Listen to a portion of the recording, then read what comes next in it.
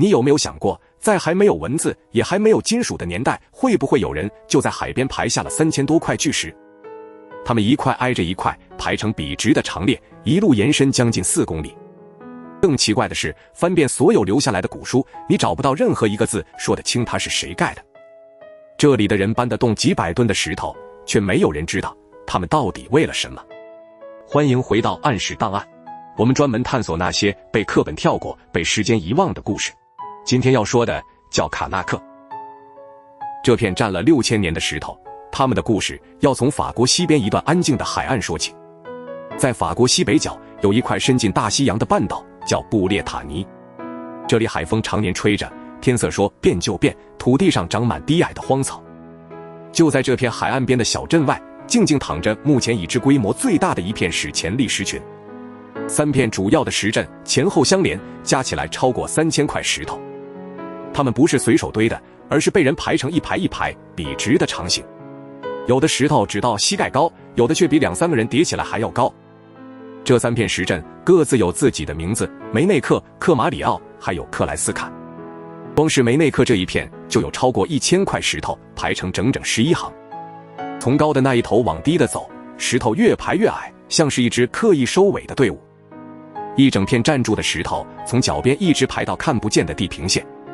站在石列的一头往前望，那画面安静的让人头皮发麻。这么一大片石头，到底是谁又为了什么一块块排下来的？先说一件会颠覆直觉的事，这片石阵比英国的巨石阵还要老。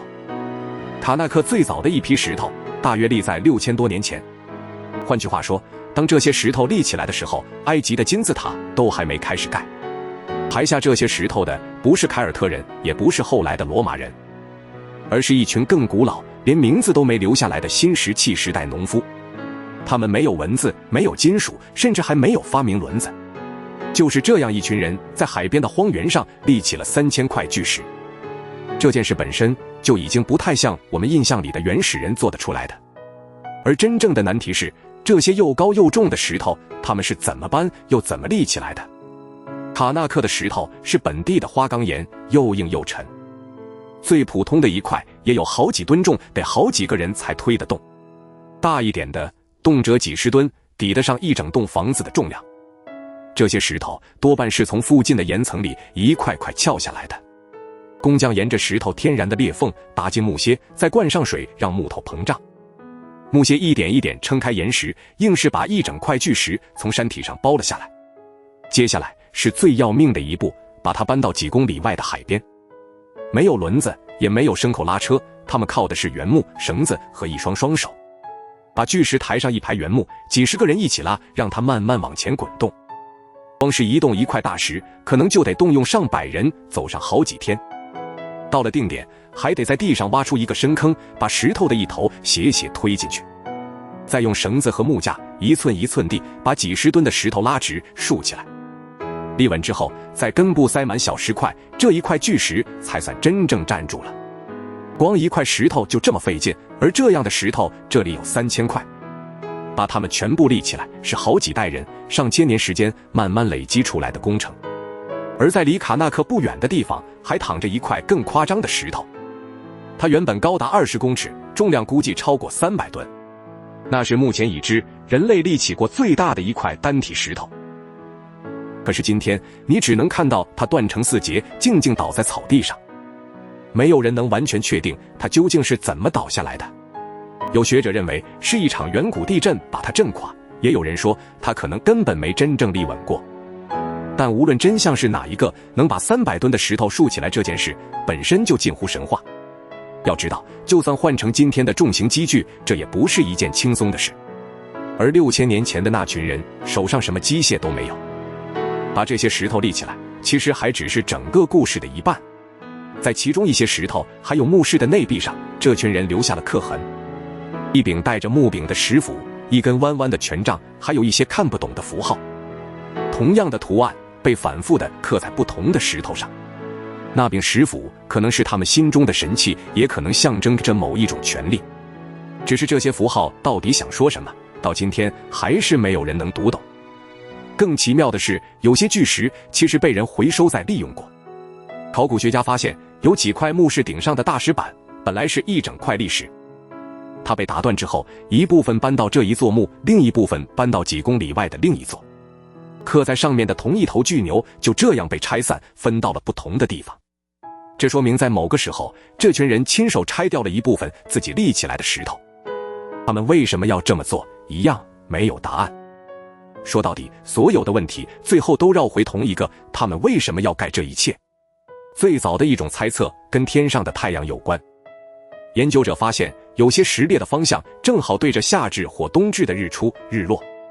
假如真是这样，那这片石阵可能就是一座巨大的露天日历。靠着石头与太阳的对位，古人就能算出一年里最关键的那几个日子。对一个靠天吃饭的农耕社会来说，这种本事可是攸关生死。每年到了那一两天，太阳会刚好落在石列指定的方向上。在场的人只要盯着那一块石头，就知道播种和收成的时候到了。一块不会动的石头就这样成了他们最可靠的一本天文历。不过也有学者泼了冷水，石头实在太多，方向又太杂，很难全部用天文来解释。与其说是精密的天文台，倒不如说更像是一条条神圣的通道。有人推测，这一排排石头是专门走给神或走给祖先看的路。活着的人排成队伍，沿着石列缓缓前进，完成某一种盛大的仪式。也有人认为，这些石头是不同部落用来划地盘的界碑。一根巨石立在那里，就是在对所有人宣告，这片土地已经有主人了。还有一种想法，把这些石头和死亡连在了一起。石阵的旁边就散布着不少同一个时代的坟墓和土丘。在卡纳克旁边就有一座巨大的人工土丘，底下埋着显贵的墓葬。所以有学者猜，这些石头可能是为了纪念死去的祖先而立的。太阳、仪式、地界、王者，每一种说法好像都对，却又都不完整。把这些线索拼起来，浮现出来的是一个超乎想象的社会。能立起3000块巨石，代表这里养得起大量不用下田干活的人。有人专门种地打鱼，有人负责采石，还有人专门刻石主持仪式。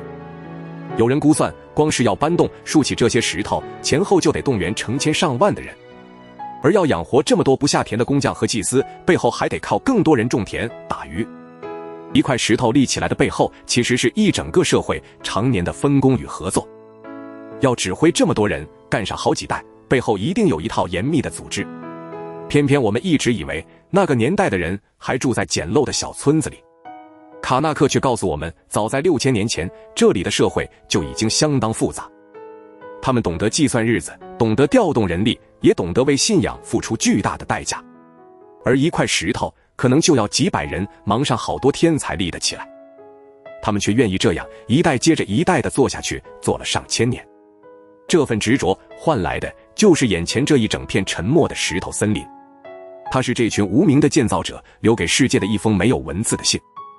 只是这封信到底写了什么，我们到现在还是猜不透。有趣的是，后来搬进这里的人也一样对石头充满敬畏。当地流传着一个传说，说这些石头其实是一整支罗马军团。故事里，一位圣人被士兵追赶，就地把整支军队都变成了石头。于是这一排排立石就成了永远向前追却永远追不到的士兵。这个传说当然不是真的，石头比罗马人还要老上好几千年。但它透露了一件事，后来的人早就忘了石头真正的来历。立石的那群人消失之后，他们的语言和信仰也跟着失传了。一代一代过去，没有人再记得这些石头当初是为谁而立。石头还站在原地，可他们的主人早已沉入无人知晓的黑暗里。直到近几百年，人们才重新开始认真研究这一片石阵。考古学家一块块地测量记录，想把6000年前的故事拼回来。